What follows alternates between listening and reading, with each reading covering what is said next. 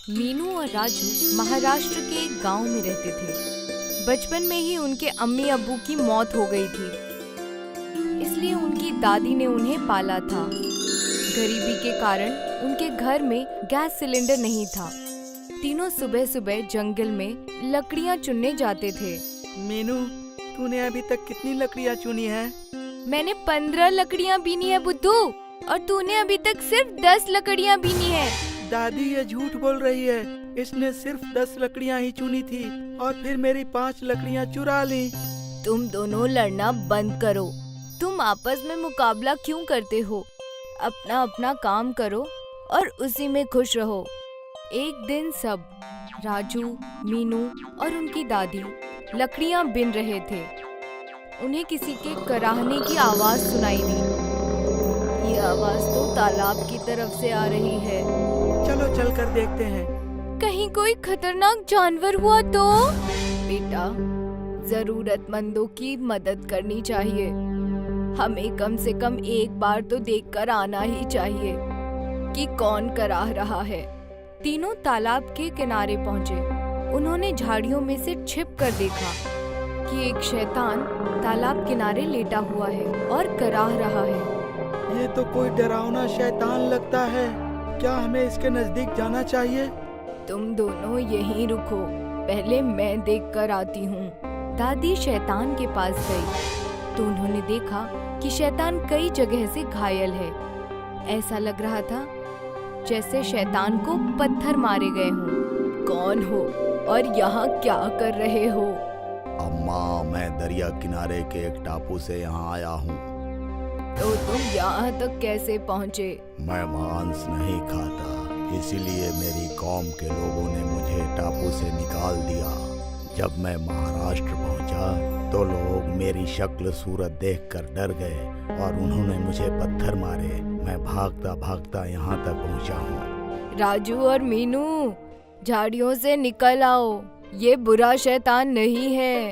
राजू, मीनू और दादी ने मिलकर शैतान के घाव धोए और खाने को फल दिए। ये फल हमने इस जंगल से ही तोड़े हैं। तुम ढूंढोगे तो तुम्हें यहाँ आम, जामुन और अंगूर के पेड़ मिल जाएंगे। अब दादी, राजू और मीनू जब भी लकड़ियाँ इकट्ठे करने जाते थे, शैतान से मिलकर आते। लेकिन एक दिन एक सरकारी अधिकारी ने उन्हें रोक लिया। सुनो तुम तीनों, आज के बाद जंगल में मत आना। हुकूमत ने जंगल के दरख्तों की कटाई पर रोक लगा दी है। आप गलत समझ रहे हैं। हम कोई पेड़ नहीं काटते, सिर्फ जमीन पर गिरी हुई लकड़ियों को ही बीनते हैं। बढ़िया, ज्यादा दिमाग मत चला। एक बार मना कर दिया तो कर दिया। इस तरह तीनों के जंगल जाने पर रोक लग गई। लकड़ियों के अभाव में राजू, मीनू के घर चूल्हा जलना भी बंद हो गया। फल मिलने भी बंद हो गए। दादी अपनी जान पहचान की दुकान से राजू, मीनू के लिए कुछ सामान उधार लाया करती थी। ये लो बच्चों, बिस्कुट, नमकीन खाकर गुजारा कर लो। अब पता नहीं हमारे घर खाना कब बनेगा। कुछ दिनों बाद दादी जब दुकान पर पहुंची तो दुकानदार ने उधार देने से मना कर दिया। तुमने अभी पिछला बकाया ही नहीं चुकाया है और अब फिर से सामान लेने आ गई हो। इस तरह तुम्हारी जिंदगी कैसे चलेगी? एक काम करो, बच्चों को लेकर मुंबई चली जाओ और वहाँ कुछ काम धंधा करो। दादी ने घर आकर सारी बात राजू और मीनू को बताई।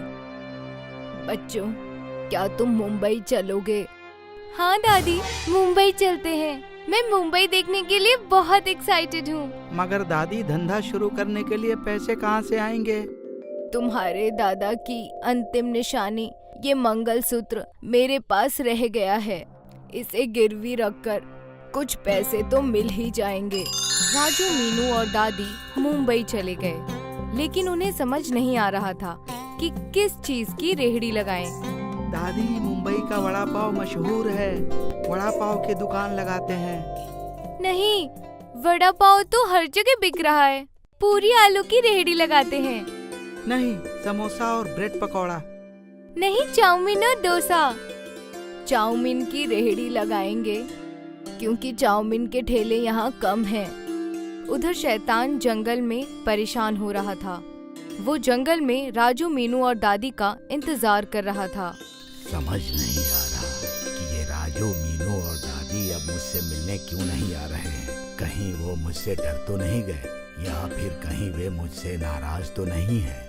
मुझे कम से कम एक बार उनसे मिलने जाना चाहिए।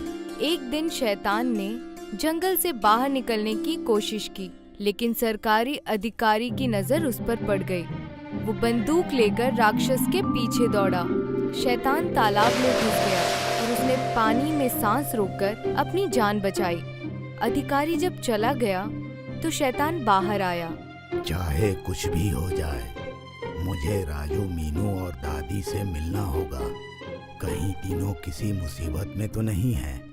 वे तीनों मुसीबत में फंसे हुए थे, क्योंकि मुंबई में उनका चाउमीन का धंधा अच्छा नहीं चल रहा था। उनकी रेहड़ी के पास 2 और रेहड़ी वाले चाउमीन बेचने लगे। राजू, तुम घर पर चले जाओ और जमींदारों के खेत में मजदूरी कर लेना। यहाँ मुंबई में हम तीनों का खर्चा नहीं चल पा रहा है। रही बात हम दोनों की, तो मीनू और मैं यहाँ काम संभाल लेंगे। राजू गांव वापस आ गया। राक्षस चाचा से मिले कई दिन हो चुके हैं। मुझे उनसे मिलकर अपनी परेशानी उन्हें बता देनी चाहिए। एक रात राजू झाड़ियों में छिपकर बैठ गया। सरकारी अधिकारी के सोने का इंतजार करने लगा। जैसे ही अधिकारी को नींद आई, राजू दबे पांव जंगल में घुस गया। शैतान एक पेड़ के ऊपर छुप कर रहता था। जैसे ही शैतान ने राजू को देखा, वो पेड़ से कूद पड़ा। तुमने तो मुझे डरा ही दिया था चाचा। और सुनाओ, तुम्हारे क्या हाल चाल हैं? यहाँ जिंदगी बहुत खराब है। सरकारी अफसर रोजाना गश्त पर आता है और मुझे उससे छिपकर रहना पड़ता है। तुम लोग कहाँ चले गए थे? कितने दिनों बाद तुमसे मिलना हुआ? हम लोग मुंबई चले गए थे। दादी और मीनू अभी भी वहीं पर हैं। वहाँ हम लोगों का कारोबार अच्छा नहीं चल रहा है, इसीलिए मैं लौट आया। तुमने कौन सा कारोबार शुरू किया? चाउमीन की दुकान लगाई है। चाउमीन तो मुझे भी बहुत पसंद है और मुझे ब्रेड पकौड़ा भी पसंद है। मेरी माँ मुझे चाउमीन ब्रेड पकौड़ा बनाकर खिलाती थी। चाउमीन पकौड़ा? हाँ, चाउमीन बनाने के बाद उसे बेसन में मिलाकर तल लो तो पकौड़ा चाउमीन बनकर तैयार हो जाती है। क्यों न दादी पकौड़ा चाउमीन बेचे? सही पकड़ा। आम चाउमीन तो बहुत सारे लोग बेच रहे होंगे, लेकिन तुमने अगर पकौड़ा चाउमीन बेचना शुरू किया तो तुम्हारी खरीदारी बहुत होगी। राक्षस चाचा, इस बार मैं अकेले मुंबई नहीं जाऊंगा। तुम भी मेरे साथ चलो। नहीं, मुझे पब्लिक में जाते हुए डर लगता है। डरो मत, मैं लोगों को भरोसा दिलाऊंगा कि तुम अच्छे शैतान हो। राजू ने अगले दिन सरकारी अधिकारी से बात की। चाचा, जंगल में एक शैतान रहता है। बराए मेहरबानी उसे मेरे साथ जाने दीजिए। शैतान हम सभी के लिए खतरा है, इसलिए मैं उसे जान से मार डालूंगा। आप मेरी बात का यकीन कीजिए। वो शैतान मांस नहीं खाता, इसलिए उसके टापू के लोगों ने उसे बाहर निकाल दिया। जब वो इंसानों के बीच पहुंचा तो हम इंसान उससे डर गए और उसे पत्थर मारने लगे। लगता है उस शैतान के साथ बहुत ज्यादती हुई है। ठीक है, तुम शैतान को ले जा सकते हो। इस तरह राजू ने शैतान को जंगल से बाहर निकाला। सारे गांव वाले राजू को शैतान के साथ देखकर दंग रह गए। राजू शैतान को मुंबई ले आया और उसने शैतान को रेहड़ी पर खड़ा कर दिया। रेहड़ी पर बहुत से लोग आने लगे। वे शैतान के दर्शन करते और पकौड़ा चाउमीन खाते। इस तरह राजू, मीनू और दादी के पास से पैसों की कमी दूर हो गई और वे खुशहाल जीवन बिताने लगे। अगर उन तीनों ने शैतान की मदद नहीं की होती तो आज वे शैतान के दम पर पैसे नहीं कमा पाते। तभी तो कहते हैं, अच्छे कर्मों का अच्छा फल यकीनन मिलता है। मुकुंद के ताड़गोले के बाग थे। वो ताड़गोले के दरख्त पर चढ़कर ताड़गोले तोड़ता था और फिर इन ताड़गोलों को साहूकार को फरोख्त कर उससे पैसे कमाता था। अरे भाई, अब तुम ताड़गोले ज्यादा दिया करो, बाजार में ताड़गोले की मांग में इजाफा हुआ है। जी जनाब, कल से ज्यादा ताड़गोले देने की कोशिश करूंगा। ठीक है। मुकुंद और मयूरी की एक दुख्तर थी मीना। मीना कहाँ है? अभी यही थी, शायद अपनी सहेलियों के साथ खेलने गई होगी। लेकिन आपको उससे क्या काम आ गया? अरे उसे ताड़गोले खाने थे, तो देखो उसके लिए कुछ ताजे ताड़गोले तोड़ कर लाया हूँ। तभी मीना, अरे वाह, ताड़गोले, ये सब के सब मैं ही खाऊंगी। हाँ, तेरे लिए ही लाया हूँ, आराम से खा। बरसात हो या गर्मी, मुकुंद हर मौसम में ताड़गोलों की दरख्त पर चढ़ता था। एक रोज की बात है, मुसलसल 2 रोज से बारिश रुक ही नहीं रही थी। ऊपर वाले के करम से ये बारिश जल्दी रुक जाए। आज दरख्त पर होशियारी से चढ़ना, दरख्त की शाख भी गीली होगी। हाँ, होशियारी से ही चढ़ूंगा, मैं कोई नौसुखिया थोड़ी हूँ। इल्म है आप उस्ताद हैं, लेकिन फिर भी ख्याल रखिएगा। हाँ बेगम साहिबा, आप फिक्र मत कीजिए, मैं यूं गया और यूं आया। ठीक है। मुकुंद ताड़गोले की दरख्त पर चढ़ गया और एक एक करके होशियारी से ताड़गोले तोड़ने लगा। कुछ देर गुजर गया और फिर एकाएक मीना वहाँ पहुँची। अब्बा!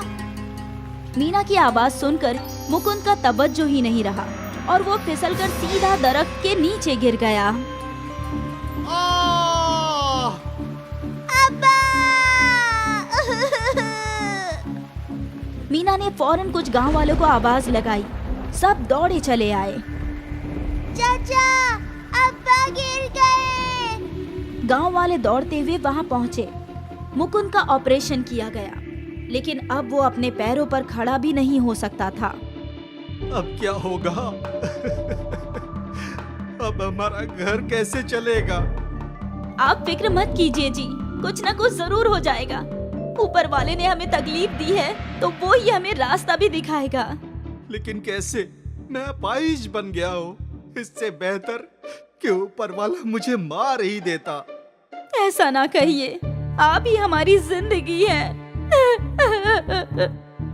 मयूरी और मुकुंद परेशान थे कि अब उनकी आगे की जिंदगी कैसे बसर होगी। कुछ रोज बाद मुकुंद को घर लाया गया। मयूरी और मुकुंद के बचत किए हुए सारे पैसे उसके इलाज में खत्म हो गए। मैं कहीं काम तलाशती हूँ।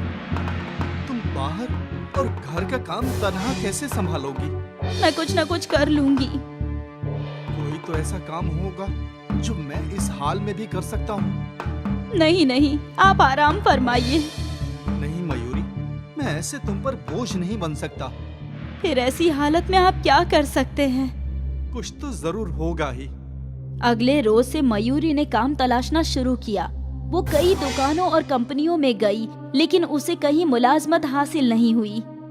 मुझे कोई काम तो नहीं हासिल हो रहा, सोच रही हूँ कोई कारोबार ही कर लूं। कैसा कारोबार? क्या मैं तुम्हारी कोई मदद कर सकता हूँ?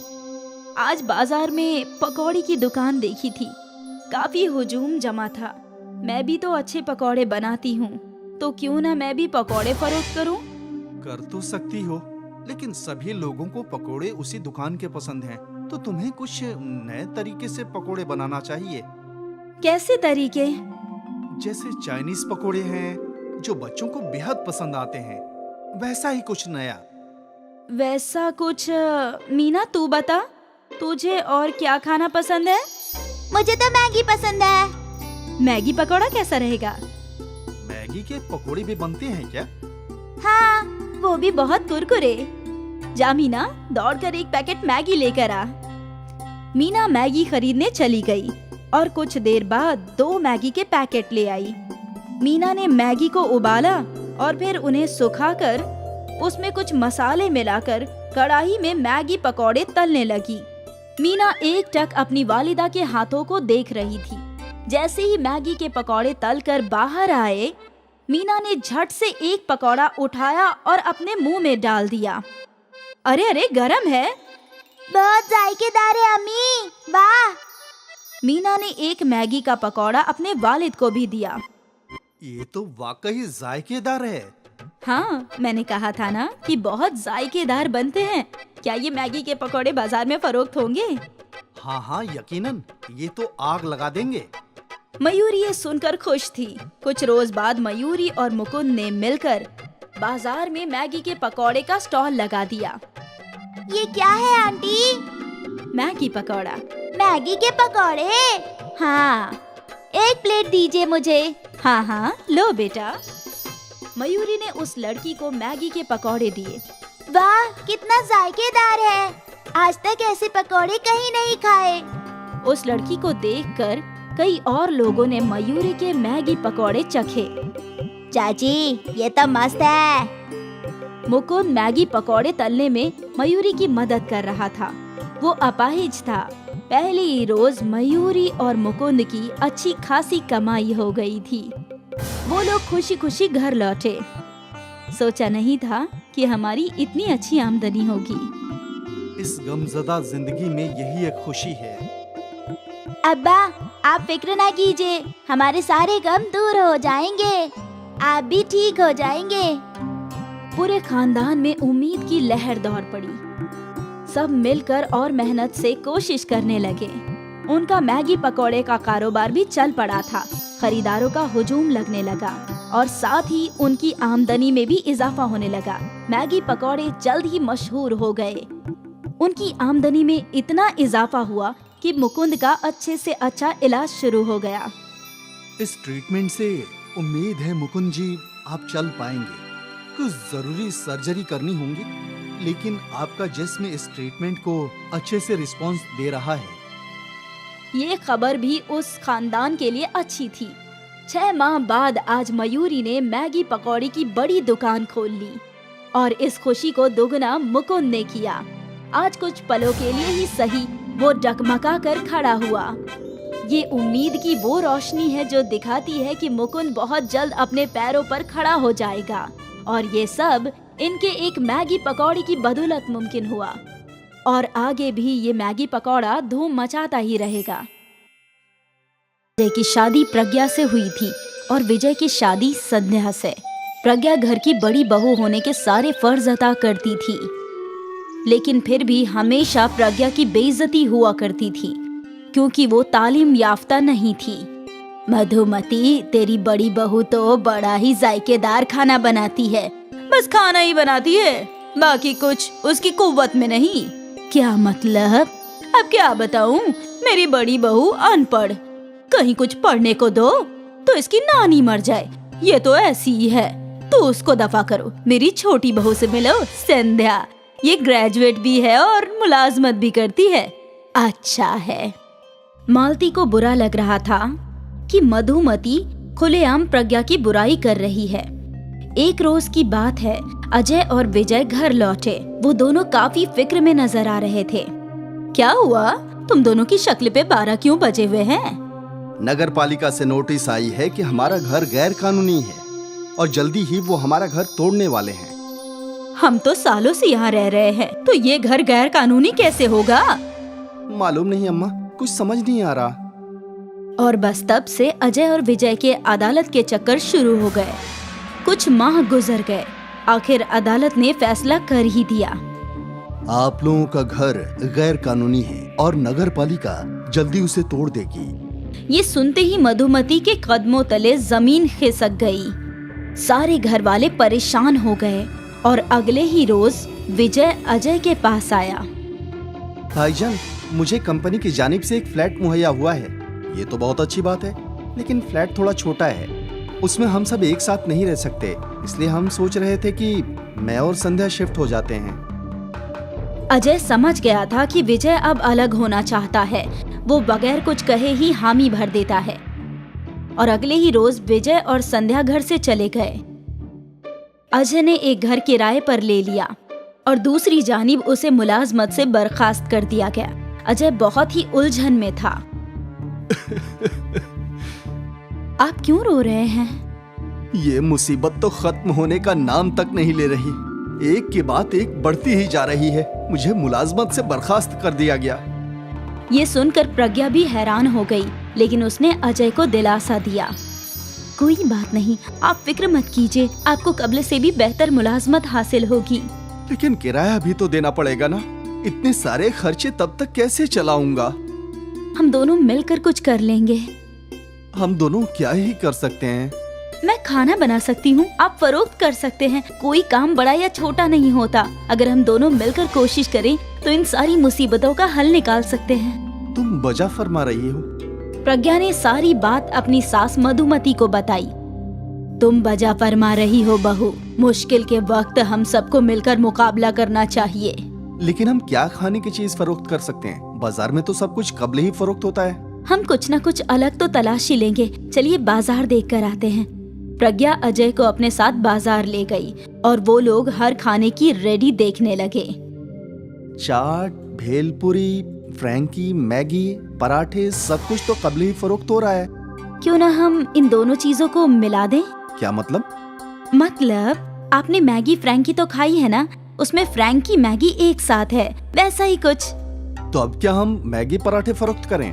वैसे तरकीब बुरी नहीं है, सस्ते में बन भी जाएगा और फरोख्त भी बहुत होगा। वाकई? प्रज्ञा ने दुकान से कुछ मैगी के पैकेट्स खरीद लिए। प्रज्ञा ने मैगी बनाई और फिर उस मैगी को पराठे के आटे में भर के उसके पराठे बनाए। सासू माँ, चक्कर बताइए कैसा बना है? मधुमती ने एक पराठा खाया। वाह बहू, ये तो बहुत बढ़िया है, बहुत खूब। प्रज्ञा ने एक पराठा अजय को भी दिया। अजय तो बड़े मजे से पराठा खा रहा था। क्या हुआ, आपने बताया नहीं कि कैसा बना है? बहुत खूब, एक और मिलेगा? प्रज्ञा ने अपने शौहर और सास को और मैगी के पराठे खिलाए और खुद भी खाया। सबको उसके मैगी के पराठे की तरकीब अच्छी लगी।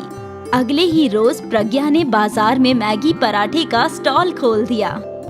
बाजी, ये मैगी पराठा क्या है? मैगी और पराठा की अजमेइश, खाकर तो देखो, बहुत मजेदार होता है। ठीक है, एक मैगी पराठा दे दीजिए। प्रज्ञा ने उस लड़के के लिए एक मैगी पराठा बनाया। उस लड़के ने वो चखा और उसके चेहरे पे मुस्कान आ गई। ये तो लाजवाब है, ऐसा पराठा मैंने कभी नहीं खाया, हरगिज नहीं।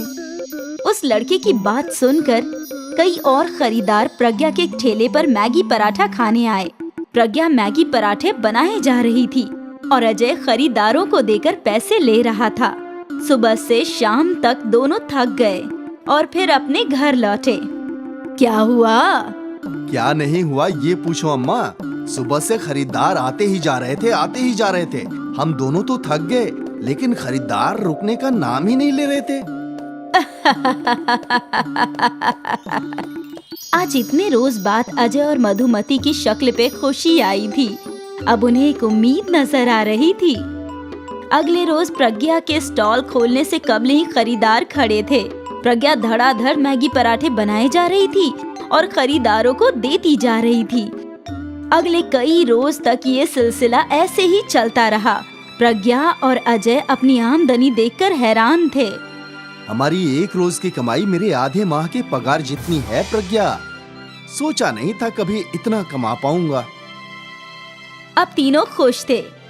जल्दी ही प्रज्ञा ने काम पर कुछ और लोग रख लिए। खरीदारों में इजाफा होता ही जा रहा था और साथ ही उनके मुनाफे में भी। बस 6 महीने में प्रज्ञा और अजय ने नए घर का डाउन पेमेंट अदा किया और वो लोग अपने नए घर में आ गए। मैंने हमेशा तुम्हें कम समझा है, ये सोचकर कि तुम तालीम याफ्ता नहीं हो, क्योंकि मुझे इल्म नहीं था कि तुम क्या हो। तुम्हारा हुनर और ख्वाहिश तालीम से कहीं ज्यादा बढ़कर है बेटा। तुम अजय की मदद करना चाहती थी और तुमने कर दिया। मुझे तुम पर बहुत फक्र है। प्रज्ञा की सास ने आज पहली मर्तबा उसे गले से लगाया। ये दिन प्रज्ञा के लिए यादगार था। एक किराए के घर से वो अपने खुद के घर में आ पहुँचे और ये सब प्रज्ञा के मैगी पराठे की बदौलत।